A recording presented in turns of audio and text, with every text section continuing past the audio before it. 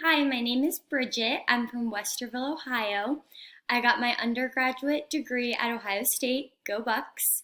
I currently am a third grade teacher in Worthington, and next year I'll be teaching fifth grade math in Worthington. So, what I hope to get out of this program is a better understanding for fourth and fifth graders.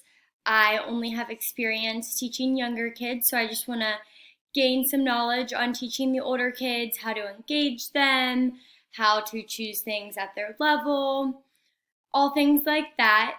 Some things I like to do in my free time are I like to bake, I like to work out. I've been going on lots of walks since we've been quarantined, and I also like to travel, which we sadly cannot be doing a lot of right now.